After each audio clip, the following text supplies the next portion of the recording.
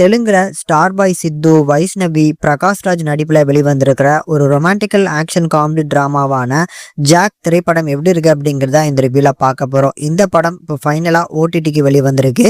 இதுல நம்ம சித்து வந்து பாப்லோ நெருடா அப்படிங்கிற ஒரு கதாபாத்திரத்துல வாராரு. ஆனா இவரை கூப்பிடுறது எல்லாருமே ஜாக் அப்படிங்கிற மாதிரி தான் கூப்பிடுவாங்க. ஸோ இவருக்கு இந்த 9 to 5 ஜாப்லாம் ரொம்ப பிடிக்காதுங்க. ஸோ இதனால இவருக்கு வந்து ஒரு ஏம் அப்படிங்கிறது இந்த ரா ஏஜென்ட் ஆகணும் அப்படிங்கிறது தான் ஆசை. ஸோ அதுக்காக இன்டர்வியூலாம் அட்டன் பண்ணிட்டு வந்திருக்கிறாரு. ஸோ அந்த இன்டர்வியூ என்ன ஆச்சு, அந்த இன்டர்வியூக்கான ரிசல்ட் என்ன அப்படிங்கிறதுலாம் ஒரு பக்கம். ஆனால் இன்னொரு பக்கம் நம்ம வந்து ஒரு ரா ஏஜென்ட் ஆயாச்சுப்பா அப்படிங்கிற ஒரு நம்பிக்கையில் இருக்கக்கூடியவர். ஸோ இவரே ஒரு தனியாக ஒரு ஆப்ரேஷன் பண்ணுறாரு. ஆப்ரேஷன் பட்டர்ஃப்ளை அப்படின்னு சொல்லி ஒரு தீவிரவாதியை பிடிக்கக்கூடிய ஒரு ஆப்ரேஷன். ஸோ இந்த ஆப்ரேஷனில் அவர் வெற்றிகரமாக வந்து பார்த்தீங்கன்னா அந்த தீவிரவாதியும் பிடிக்கிறாரு. ஆள் வந்து பார்த்தீங்கன்னா பார்க்கறதுக்கு காமெடி பீஸ் மாதிரி இருந்தாலும் பயங்கரமான இன்டெலிஜென்ட் அப்படிங்கிற மாதிரி தான் அந்த படத்தில் அவரை காமிச்சிருப்பாங்க.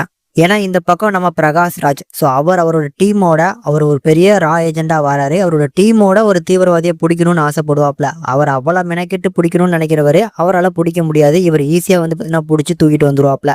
ஸோ அப்படிப்பட்ட கதாபாத்திரமா இருக்கக்கூடிய இவர் வந்து அந்த தீவிரவாதியை பிடிச்சதுக்கு அப்புறம் இவரோட லைஃப்ல என்னெல்லாம் நடக்குது அப்படிங்கிறத இதுக்கப்புறம் அழகா ட்விஸ்ட் அண்ட் டர்ன்ஸோட எடுத்து சொல்லியிருப்பாங்க இந்த படத்துல. இதுல இந்த படத்தோட கதையை பொறுத்தளவுக்கு ஒரு அவுட்ரைட்டடான ஒரு கதை அப்படின்னு தான் சொல்லுவேன். ஆனா இந்த படத்துல தூக்கி நிப்பாட்டுறது கண்டிப்பா நம்ம ஹீரோ ஸ்டார் பாய் சித்து தான்.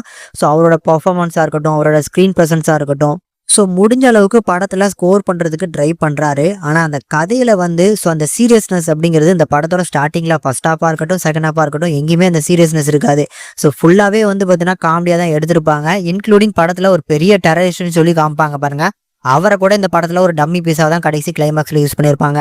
ஸோ என்னை பொறுத்தளவுக்கு இந்த படத்துல கொஞ்சமாவது சீரியஸ்னஸோட ஒரு சில சீன்ஸை எடுத்திருந்தாங்க அப்படின்னா பார்க்கறதுக்கு ஓரளவுக்கு இன்ட்ரெஸ்டிங்காக இருந்திருக்கும். பட் அந்த மாதிரியான சீரியஸான சீன்ஸ் இந்த படத்துல கண்டிப்பாக கிடையாது. எனிவேஸ் அந்த படத்துல இருக்கக்கூடிய காமெடி போர்ஷன்ஸாவது ஆன் அண்ட் ஆஃபாக ஒர்க் அவுட் ஆயிருக்கான்னு கேட்டிங்கன்னா கண்டிப்பாக ஒரு சில இடங்கள்ல காமெடி நல்லா ஒர்க் அவுட் ஆயிருக்கு.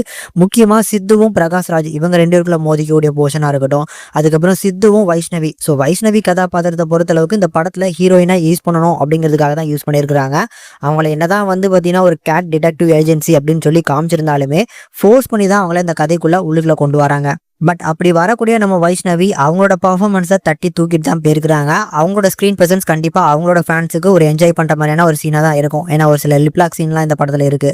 ஸோ அதை தாண்டி ஒரு 2-3 சாங்ஸ் வருது. இந்த சாங்ஸ்லையுமே அவங்களோட அப்பீரியன்ஸ் அந்த சாங்ஸுமே ஓரளவுக்கு நீட்டாக இருந்துச்சு அப்படிங்கிறதுனால ஸோ பர்ஃபார்மன்ஸ் வைஸ் பார்க்கும்போது அவங்களோட ரோலை நல்லா பண்ணிட்டு போயிட்டாங்க வைஷ்ணவி. பிரகாஷ்ராஜோட ரோலை பொறுத்தளவுக்கு இந்த படத்துல ஒரு பெரிய இம்பார்ட்டன்டான ஒரு கேரக்டர் அப்படின்னு சொல்லி காமிச்சிருந்தாலும் இன்னும் கொஞ்சம் வந்து பார்த்தீங்கன்னா ரைட்டிங் வைஸ் அந்த கேரக்டருக்கு இன்னும் கொஞ்சம் டெப்த் கொடுத்துருக்கலாம் அப்படிங்கிறது என்னோட பர்சனல் ஒப்பீனியன். ஒரு ஸ்ட்ராங்கான ஒரு வில்லன் அப்படிங்கிற மாதிரியும் இந்த படத்துல யாருமே சொல்ல முடியாது. என்னதான் வந்து டான்சிங் ரோஸ் வந்து பார்த்தீங்கன்னா அந்த படத்துல ஒரு பெரிய வில்லன் மாதிரி காமிச்சிருப்பாங்க. அவர் தான் இந்த படத்துல வில்லனா கொஞ்சம் டூரேஷன் அதிகமாக நடிச்சிருக்காரு. ஆனால் மெயின் வில்லன் யார் அப்படிங்கிற மாதிரி காமிச்சு கிளைமேக்ஸ்ல ஒரு 20 நிமிஷத்துல ஒரு வில்லனை காமிச்சிருப்பாங்க. பட் அந்த வில்லனையும் காமெடியாக தான் யூஸ் பண்ணியிருப்பாங்க, இந்த வில்லனையுமே காமெடியாக தான் யூஸ் பண்ணியிருப்பாங்க. அதனால ஸ்ட்ராங்கான ஒரு வில்லன் கண்டிப்பாக இந்த படத்துல மிஸ் ஆகுது. இந்த படத்தோட ப்ளஸ் பாயிண்ட்ஸ்ன்னு எடுத்துக்கிட்டோம் அப்படின்னா கண்டிப்பாக வந்து ஸோ நான் டெக்னிக்கல் சைடு தான் சொல்வேன். டெக்னிக்கல் சைடில் பேக்ரவுண்ட் ஸ்கோர், பிஜிஎம்ஸ், அப்புறம் ஆக்ஷன் சீக்வன்ஸ், கோரியோகிராஃபிக்லாம் சூப்பராக பண்ணியிருந்தாங்க. ஓவராலாக பார்க்கறதுக்கு படம் ஒரு டீசென்ட் வாட்சபிளான ஒரு மூவி தான். ஆனால் ஆவரேஜான ஒரு ஸ்க்ரீன் பிளே. அதில் படத்தில் கொஞ்சமாவது சீரியஸ்னஸோட ஒரு சில சீன்ஸை எடுத்துருக்கலாம். ஆனால் ஒரு சில சீன்ஸ் நல்லாவே கண்டிப்பாக ஒர்க் அவுட் ஆயிருக்கு அப்படிங்கிறதுனால கண்டிப்பாக ஒரு ஒன் டைம் ட்ரை பண்ணி பார்க்கலாங்க இந்த படத்தை.